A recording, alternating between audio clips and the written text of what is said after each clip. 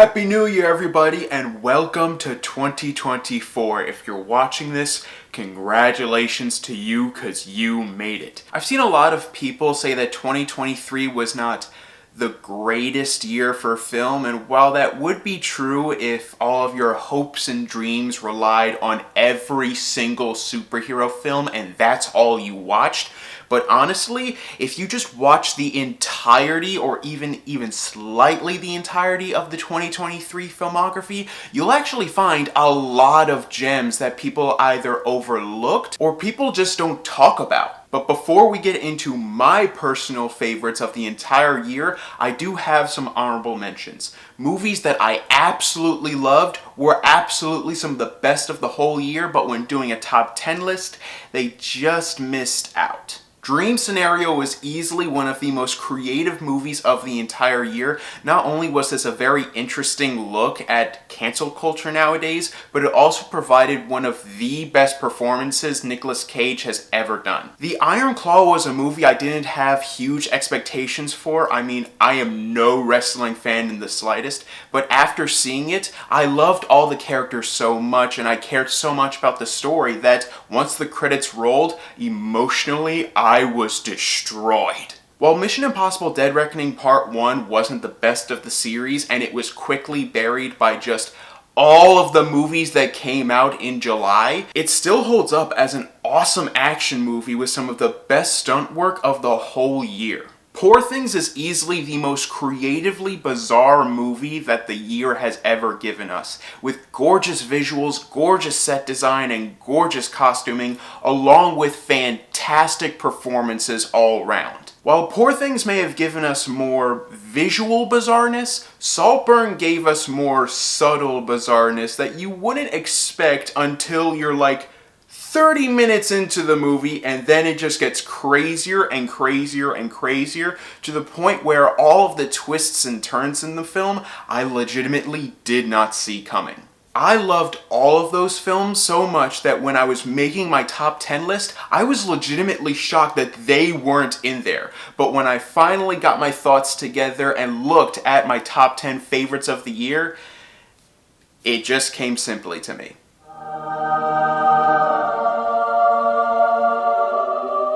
While Killers of the Flower Moon was a very long movie, if you stuck with it, you were treated to one of Martin Scorsese's best films in years. Essentially, every single performance in this entire movie is Oscar-worthy. The visuals are stunning, and while the story is long, it is a very interesting story. So interesting that I didn't care that it was 3 hours long. I wanted to see how it ended, and how it ended was pretty damn good.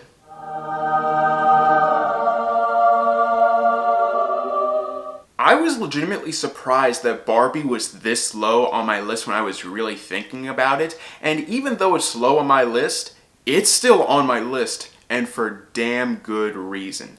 This is not only a hilarious movie, this is not only a hugely smart movie, but it also provides with some of the best comedic performances of the entire year, and I really mean that. If Ryan Gosling does not, at bare minimum, get nominated for Best Actor, and especially I'm Just Ken for Best Original Song, the riot that I will have on the Academy will bear no equal.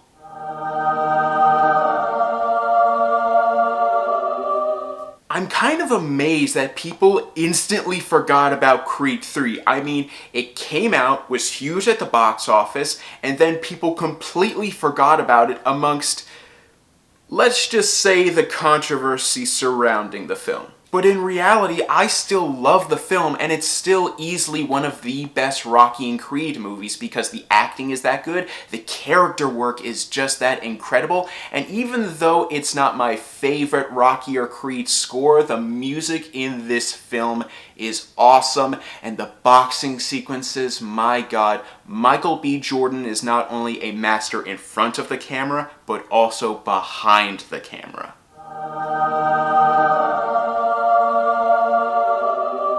Michael Philippou, Danny Philippou, Raka Raka, as a longtime fan since middle school, I couldn't be more happy and I couldn't be more proud.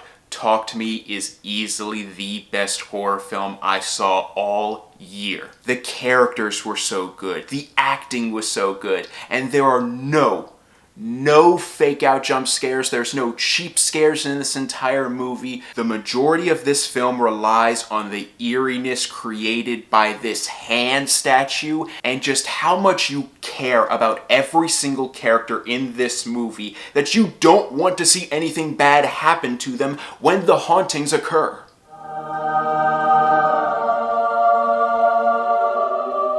While the MCU probably had its worst big screen year this year, easily the saving grace of it all is Guardians of the Galaxy Volume 3. This film packed all of the emotion, comedy, heart, and fantastic chemistry that we've come to love with these Guardians movies. We have gotten to know the Guardians of the Galaxy so much over the past decade that even though I'll be the first to admit this is not a perfect movie, I didn't really care because I just love seeing all of these characters again. And while Marvel's name is strewn about this movie, we all know whose victory this is. James Gunn, you've done it again, and I can't wait for your new DC universe.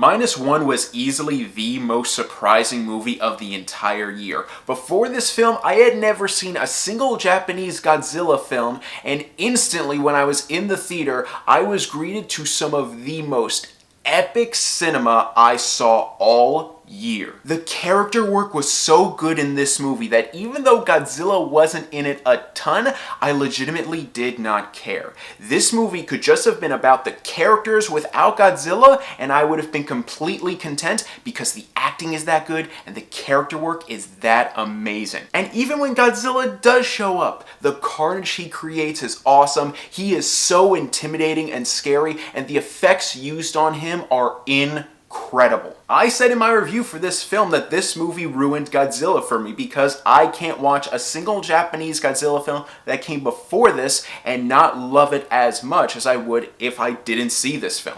And honestly, that statement held true. After I watched this film, I saw Shin Godzilla and the original Godzilla, and even though I liked them both fine, literally the next day after I watched both of those, I went to see Minus One again in theaters. I loved it that much.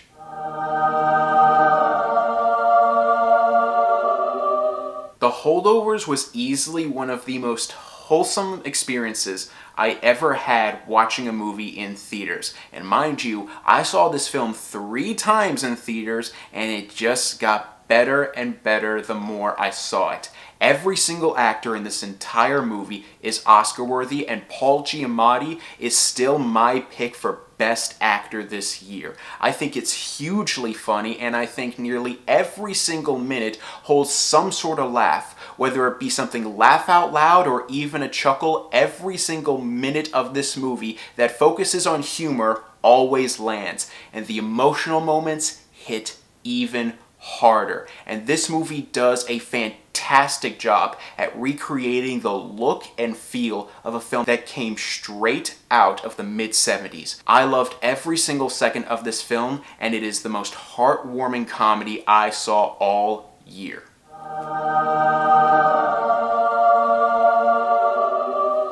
Oppenheimer is a cinematic experience that I will just never be able to replicate after watching it for the first time in IMAX screenings. Every single aesthetic of this movie is perfection. This is a technical masterpiece in terms of filmmaking. From the cinematography to the music to the sound design, everything in this movie is done so well and so Christopher Nolan-esque in every single way that I love the man for. I have been told by some people who didn't love this movie as much as I did that this film is essentially just a lecture. And in all honesty, it kind of is. But I have this philosophy with lectures. If you're going to do it, have the passion about it. And even when this movie is literally doing a lecture, Cillian Murphy as Oppenheimer has so much passion and so much heart for every single word that he is saying to his students that it's hard not to love it. And it's almost the same way for us audience members watching Christopher Nolan.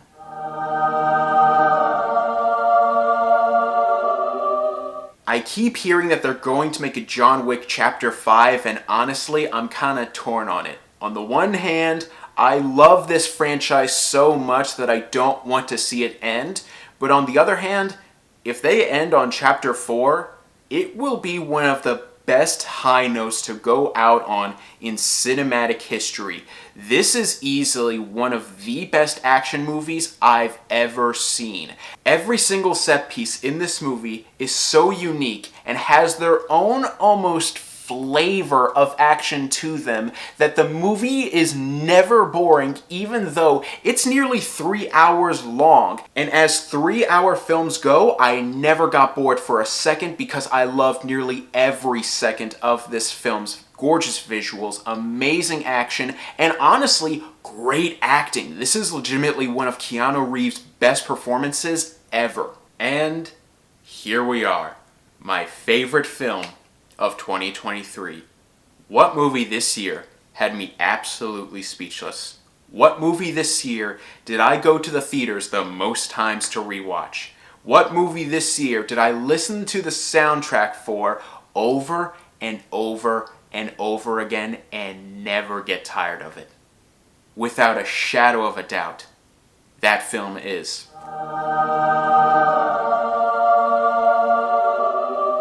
Across the Spider-Verse is not only my favorite film of the year, it is easily the best Spider-Man movie I've ever seen. It's easily one of the best superhero movies I've ever seen. It's easily one of the best sequels I've ever seen. And it's easily one of the best animated movies I've ever seen. I loved every second of this film so much. Even just the first 20 minutes of the film, where the main character didn't even show up for, it could have ended after that 20-minute segment. And I would have been completely happy with it, because those first 20 minutes were pure filmmaking perfection, and that perfection lasted throughout the entire film. The characters were some of the most relatable and likable I've seen all year. The music was easily the best I've heard all year. The animation was some of the most stunning I've ever seen, and this movie consistently surprised me with every single twist and turn in the narrative. I loved every single character in this film. I loved all of their stories, and I loved this film so much so that I went to see this film not once, not twice, not 3 times, but 5 times in theaters during its release. And then they re-released it at the end of the summer, and I just rewatched it again. Across the Spider-Verse is such a masterpiece of cinematic filmmaking that, truth be told, even though I love Oppenheimer and I love Barbie and all of those other films, I can't necessarily call any of them near perfection. Across the Spider-Verse, in my mind, is as close to perfection as cinema gets. This is legitimately one of the greatest things I've ever seen in a movie theater. This movie was so incredible that, truth be told, with Beyond the Spider-Verse, I have my doubts that they can come even anywhere close to the perfection of Across the Spider-Verse. And if they do manage to outdo it, this will legitimately be one of the best movie trilogies ever made. And Across the Spider-Verse is proof of that. And those are my picks for my top 10 favorite movies of 2023. Guys, this year, there were a lot of fantastic films, and every single one of the films that I listed here, I went to see multiple times in theaters. I loved them that much. Let me know your picks for your top 10 films, or your top 5, or even just your favorite film of the year down in the comments below. Make sure you guys stick around for my top 10 worst of the year, which... and my top 10 most anticipated movies of 2024. Thank you guys so much for watching. You guys really are the best. And don't forget to click subscribe and click the bell icon down below to stay up to date on all things movie, all things TV, all things nerd.